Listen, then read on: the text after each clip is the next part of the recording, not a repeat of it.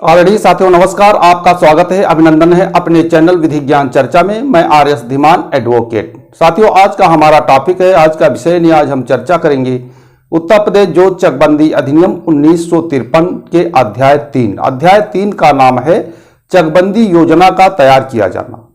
अध्याय 3 के अंतर्गत धारा है 19, जिसमें प्रावधान है चकबंदी योजना द्वारा शर्तों को पूरा किया जाना।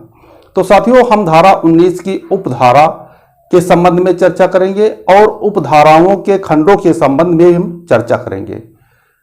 तो साथियों इससे पहले जो हमारे चैनल पे हमारे व्यूअर्स नए हैं, अभी तक हमारे चैनल को सब्सक्राइब नहीं किया है, कृपया चैनल को सब्सक्राइब कर ले, वीडियो को शेयर करें, लाइक करें और साथियों कमेंट भी किया करें। तो साथियों आइए इस टॉपिक को व्हाइट बोर्ड पे विधिवत तरीके से समझते हैं। उत्तर प्रदेश जोत चकबंदी अधिनियम 1953, UP consolidation of holding act 1953। अध्याय 3। अध्याय 3 का नाम है चकबंदी योजना का तैयार किया जाना। साथियों ये हमारा भाग 38 का वीडियो है, चकबंदी से संबंधित 38वां वीडियो है। तो साथियों अध्याय 3 के अंतर्गत धारा है 19, जिसमें प्रावधान है चकबंदी योजना द्वारा शर्तों को पूरा किया जाना। अब धारा 19 की उपधारा 1 में प्रावधान है चकबंदी योजना निम्नलिखित शर्तों को पूरा करेगी। धारा 19 की उपधारा 1 में प्रावधान है कि चकबंदी योजना निम्नलिखित शर्तों को पूरा करेगी।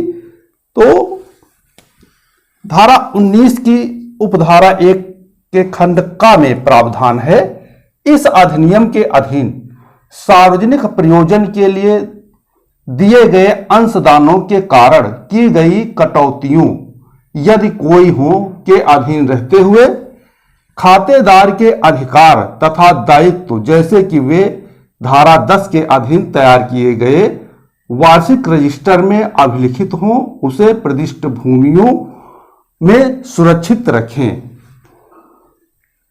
जो खंड का है उसमें प्रावधान है कि इस अधिनियम के अधीन सार्वजनिक प्रयोजनों के लिए दिए गए अंशदानों, यानी जो सार्वजनिक प्रयोजन के लिए अंशदान दिए गए हैं के कारण की गई कटौतियों, अंशदान के कारण जो कटौतियां की गई हैं यदि कोई हो के अधीन रहते हुए खातेदार के अधिकार तथा दायित्व जैसा कि वे धारा 10 के अधीन तैयार किए गए वार्षिक रजिस्टर में अभिलिखित हों, उसे प्रदिष्ट भूमियों में सुरक्षित रहें।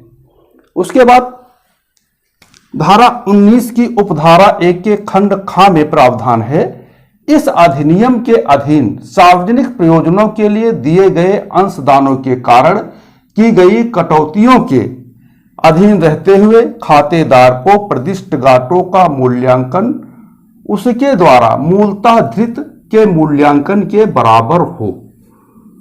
धारा 19 की उपधारा 1 के खंड खा में प्रावधान है कि इस अधिनियम के अधीन सार्वजनिक प्रयोजनों के लिए दिए गए अंशदानों के कारण की गई कटौतियों यदि कोई हो के अधीन रहते हुए खातेदार को प्रदिष्ट घाटों का मूल्यांकन उसके द्वारा मूलतः धृत के मूल्यांकन के बराबर हो, यानी कि जो मूल जोत है उसके और प्रस्तावित जोत के मूल्यांकन दोनों के बराबर हों।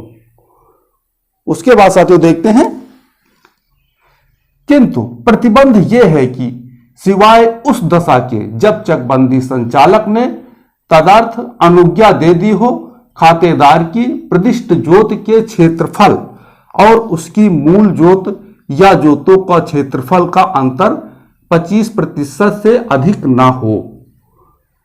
साथियों इसमें प्रतिबंध वही है, किंतु प्रतिबंध यह है कि सिवाय उस दशा के जब चकबंदी संचालक ने तदर्थ अनुज्ञा दी हो, खातेदार की प्रदिष्ट जोत या जोतों के क्षेत्रफल और उसकी मूल जोत या जोतों के क्षेत्रफल का अंतर 25% से अधिक ना हो। कहने का मतलब है जो खातेदार की मूल जोत है और जो प्रस्तावित जोत है, जो उसकी मूल जोत थी और प्रस्तावित जोत का मतलब जो उसको जो दी जा रही है, दोनों का अंतर यानी क्षेत्रफल में अंतर 25% से अधिक न हो।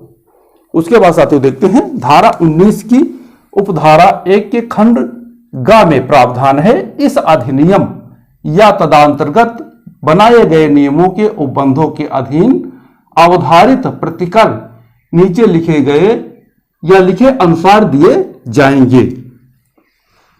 खंड ग में प्रावधान है कि इस अधिनियम या तदंतर्गत बनाए गए नियमों के उपबंधों के अधीन अवधारित प्रतिकर नीचे लिखे के अनुसार दिए जाएं। नीचे लिखे के अनुसार कैसे दिए जाएंगे? नंबर 1 है खातेदार को, यानी खातेदार को किस प्रकार से दिए जाएंगे बताया गया है। तो उन पेड़ों को या अन्य समन्वितियों के लिए जो उनके द्वारा मूलतः अधिकृत थे और जो दूसरे खातेदार को प्रदिष्ट कर दिए गए हैं।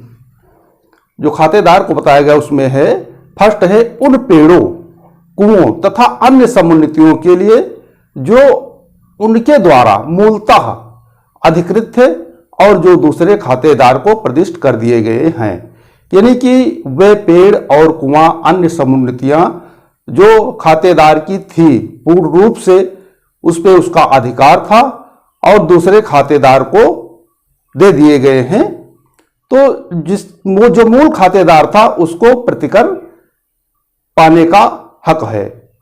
उसके बाद साथियों देखते हैं दूसरा है सार्वजनिक प्रयोजनार्थ उसके द्वारा दी गई भूमि के लिए जो खातेदार है उसके द्वारा जो सार्वजनिक प्रयोजनार्थ भूमि दी गई है उसके लिए भी वो प्रतिकर पाने का हकदार है। उसके बाद दूसरा है, यानी खंडगा का दूसरा है, यथास्थित गांव सभा या किसी अन्य स्थानीय प्राधिकारी को ऐसी समन्विति के लिए यदि कोई हो जो उसने उस भूमि पर की हो जो उसकी हो, किसी खातेदार को प्रदिष्ट की गई हो। नंबर 2 में बताया गया है यथास्थिति, जैसे कि गांव सभा या किसी अन्य प्राधिकारी ने किसी भूमि पर कोई समुन्नति की है और वो भूमि किसी दूसरे खातेदार को प्रदान की गई है, प्रदिष्ट की गई है। गांव सभा या स्थानीय प्राधिकारी है वो प्रतिकर पाने की हकदार होगी। उसके बाद साथियों देखते हैं धारा 19 की उपधारा 1 के खंड घ में प्रावधान है, सिद्धांतों के विवरण में किए गए सिद्धांतों का अनुसरण किया जाएगा। यानी कि जो सिद्धांतों के विवरण दिए गए हैं उनका अनुसरण किया जाएगा। खंड घ में प्रावधान है कि जो सिद्धांतों के विवरण में दिए गए सिद्धांतों का अनुसरण किया जाएगा। जो चकबंदी में सिद्धांत दिए गए हैं उन सिद्धांतों का अनुसरण किया जाएगा, यह बताया गया है। उसके बाद खंड अंगा में है, प्रत्येक खातेदार को यथासंभव उस स्थान पर जहां उसके पास अपनी जोत का सबसे बड़ा भाग हो संघत क्षेत्र प्रदिष्ट किया जाएगा।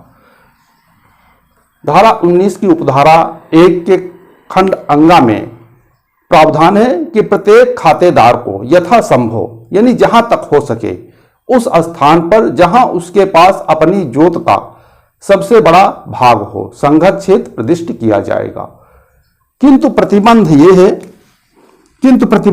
कि उप संचालक के लिखित अनुमोदन के बिना किसी खातेदार को 3 से अधिक चक प्रदिष्ट नहीं किए जा सकते। किंतु प्रतिबंध यह है कि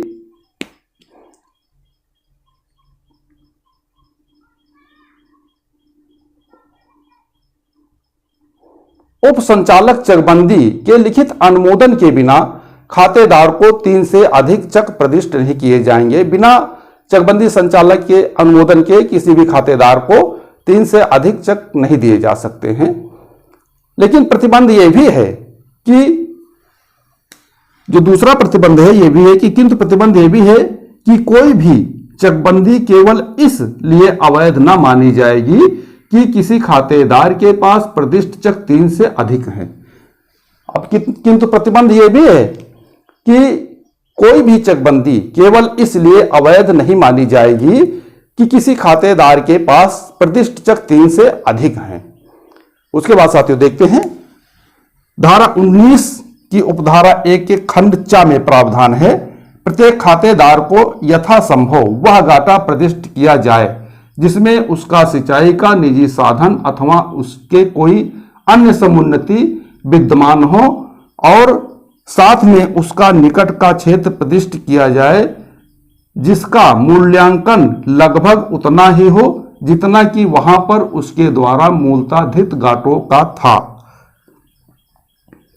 अब खंड च में भी प्रावधान है कि प्रत्येक खातेदार को यथासंभव ये घाटा प्रदिष्ट किया जाए जिसमें उसका सिंचाई का साधन हो अथवा कोई अन्य समुन्नति विद्यमान हो, यानी वो घाटा दिया जाएगा जिसमें खातेदार का सिंचाई का साधन हो या कोई अन्य प्रकार की कोई समुन्नति विद्यमान हो, और साथ में उसके निकट का क्षेत्र प्रदिष्ट किया जाए जिसका मूल्यांकन लगभग उतना ही हो जितना कि वहां पर उसके द्वारा मूलतः धृत घाटों का था।